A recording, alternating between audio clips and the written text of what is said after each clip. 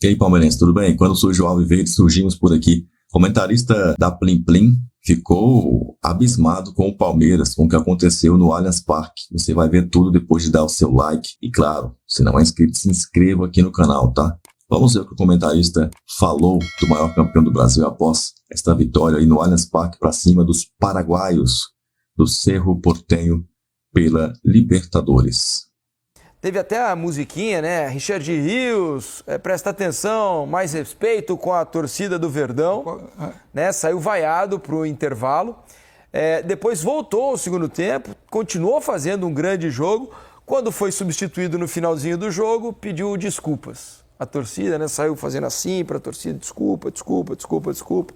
E a torcida o aplaudiu ao deixar o gramado. Que noite para Richard Rios e uma noite, eu diria, também preocupante para o Palmeiras, né? Porque apesar da vitória, de novo, o futebol ficou bastante aquém do que a torcida especialmente espera, né, Mansur? Até o momento do gol, que já sai depois dos 40 do primeiro tempo, o Palmeiras tinha criado praticamente nada no jogo, né? Nada. Praticamente nada. O Rios ele tinha um papel importante hoje, né? O Palmeiras enfrentou um Cerro que vinha com uma linha de 5, se formou de novo com o Bruno Fux como um híbrido ali, né? Ele defendia como lateral direito. Quando o Palmeiras atacava, ele era um terceiro homem na saída de bola com o Murilo e com o Gustavo Gomes. O Piquerez, na hora de atacar, era quase um ponta pelo lado esquerdo. No início do jogo, era o Estevão pela direita, Facundo Torres, Veiga e Vitor Roque pelo centro.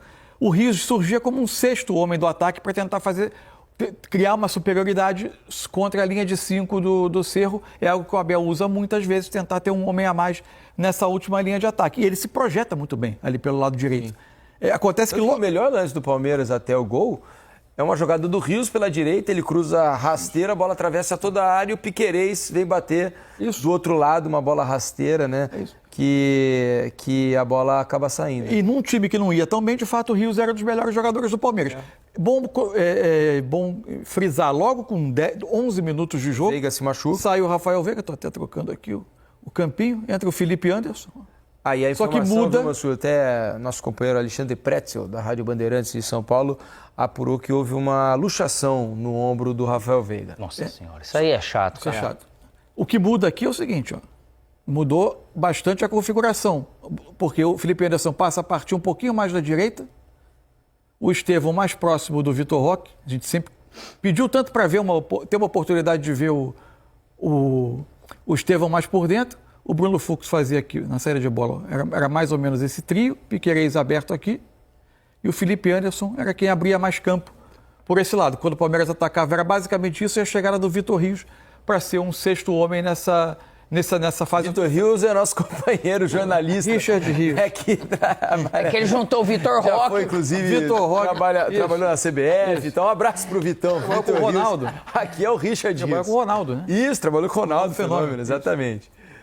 Enfim, o Richard Rios fazia aqui esse papel. Só que o Palmeiras, de novo, era um time que não fluía com bola, né? É verdade. Muita dificuldade de criar oportunidade, de gerar oportunidade. A jogada do gol, a melhor trama do Palmeiras no jogo, ela parte de um passe do Murilo na saída de bola, em que ele encontra o espaço entre lateral e zagueiro do Cerro Porteño. Espetacular. Um passe espetacular para o Facundo Torres. Aí o cruzamento pega do outro lado, do lado oposto, o Felipe Anderson, bate para o meio dentro. E o Richard Rios faz o gol. O segundo tempo eu esperava até que o Palmeiras pudesse crescer, o Cerro Porteño ameaçava sair um pouco mais para o jogo, um jogo um pouco mais aberto, com um pouco mais de espaço. O Palmeiras até teve chance para ampliar, melhorou um pouco, já depois do gol mesmo, nos últimos minutos de primeiro tempo, chegou a ter uma outra oportunidade. Fez um gol, né, que foi anulado. Fez um gol que foi anulado. Com o Vitor Roque. Vitor Roque. Imagina, tristeza. Ele não está conseguindo, o negócio está difícil. O lance do gol era o lance que pegava ele numa condição mais favorável ao tipo de jogo dele, né? É verdade. O passe em profundidade, ele ganha no corpo do defensor, né? Ele escora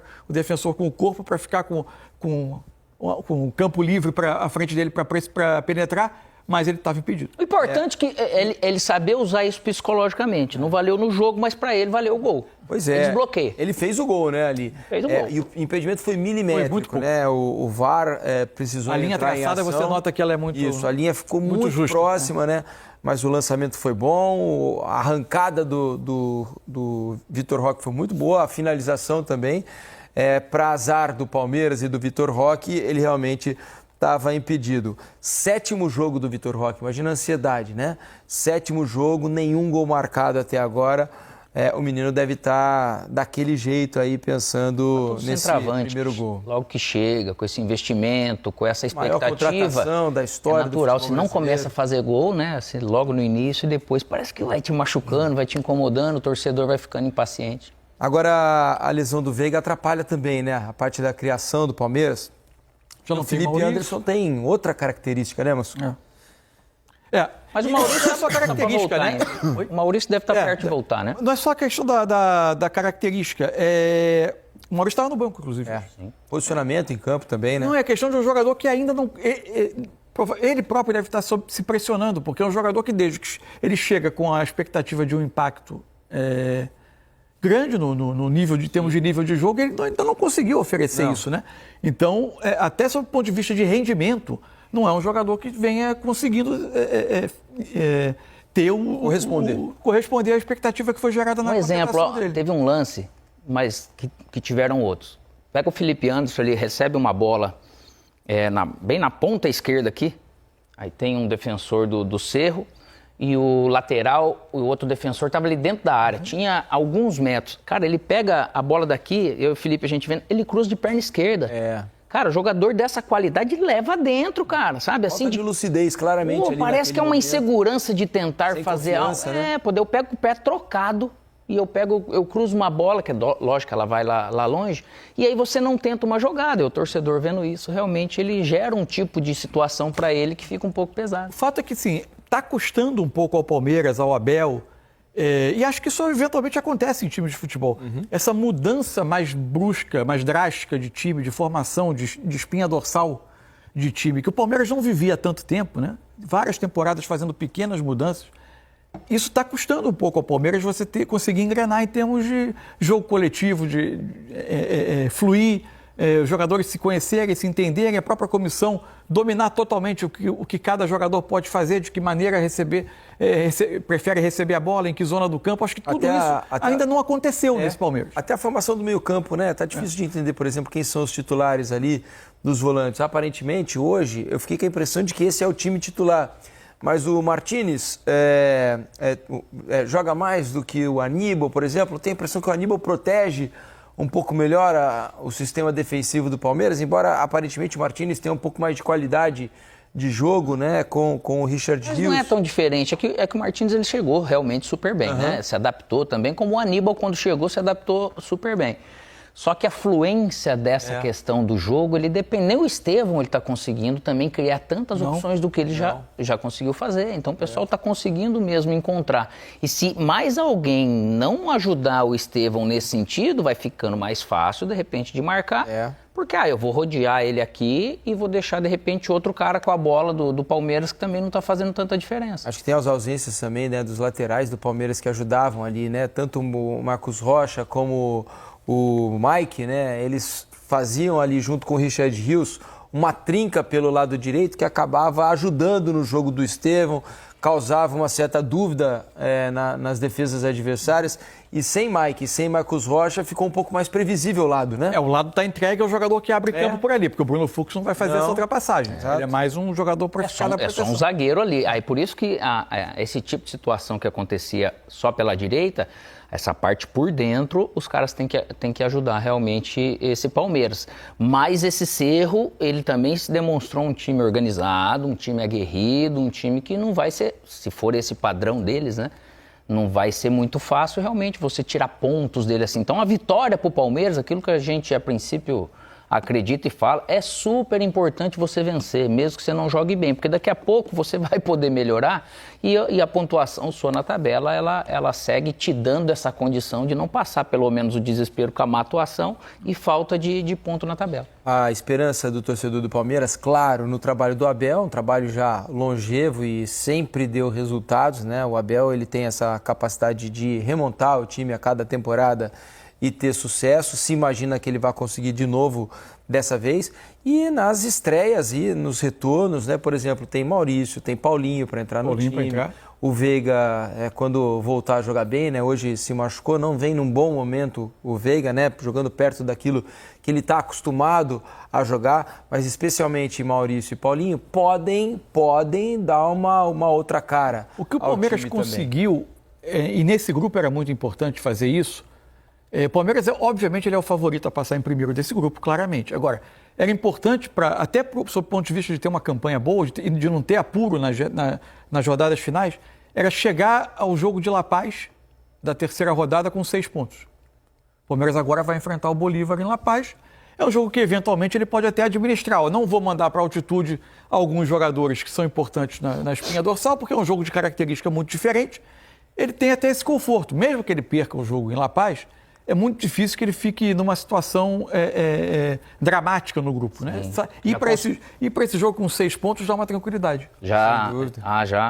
Essa famosa gordurinha, você tem que ganhar, cara, o jogo, porque senão você fica correndo atrás, ainda mais quando tem essa questão do Bolívar, que você não sabe o que você vai encontrar. Ali, às vezes, são pontos que você fala assim, poxa vida, se perder é desse tipo, não tem problema. Agora, o restante, o Palmeiras não pode se dar o luxo de não ser o primeiro aí, né? Então, nesse caminho, ele já começa bem. Boa pontuação, né? E se imagina que o Palmeiras vai fazer boa pontuação no grupo, né? Porque também os adversários, apesar de tradicionais participantes da Libertadores, né? Bolívar, Cerro e Sporting Cristal, não são times assim. O Palmeiras ainda tem que botar medo em ninguém hoje em dia. Tem 2 jogos em casa ainda contra o Sporting Cristal e o próprio Bolívar. Os 2 jogos fora são jogos um pouco mais chatos, né? O Bolívar pela altitude, o Cerro Porteño tem um time com certa qualidade e o jogo em Assunção nunca é simples, mas assim, não tem nada indica que o Palmeiras vai ter algum drama para se classificar.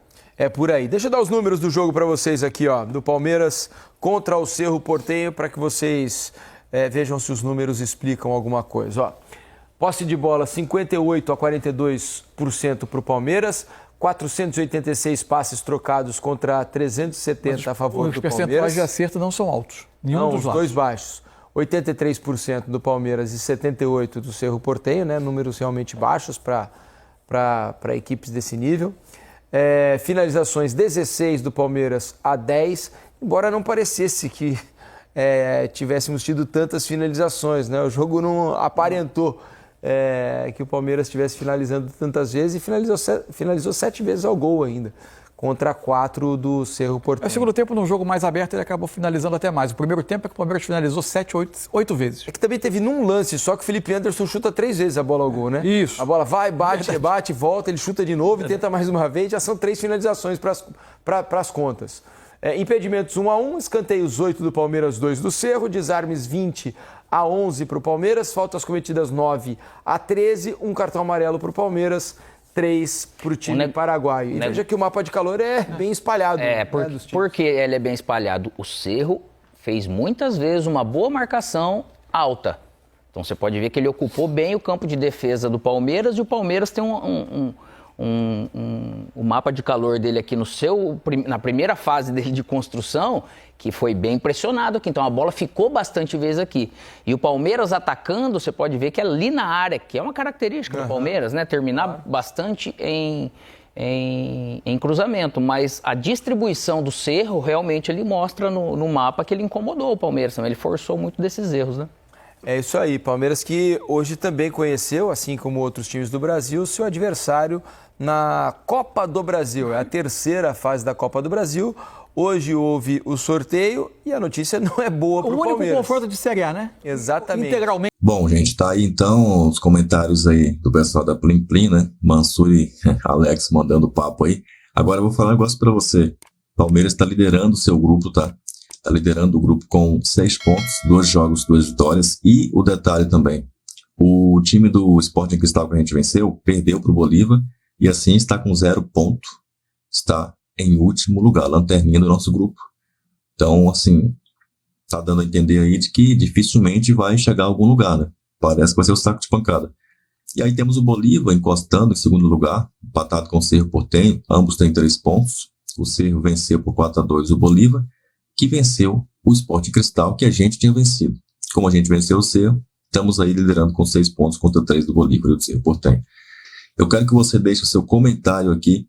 Será que nós vamos ser líderes do grupo? Não, do grupo não, líderes geral da primeira fase da Conmebol Libertadores? Coloque aí a sua opinião e a gente se vê nesse vídeo que está aparecendo aqui na tela. Avante, palestra!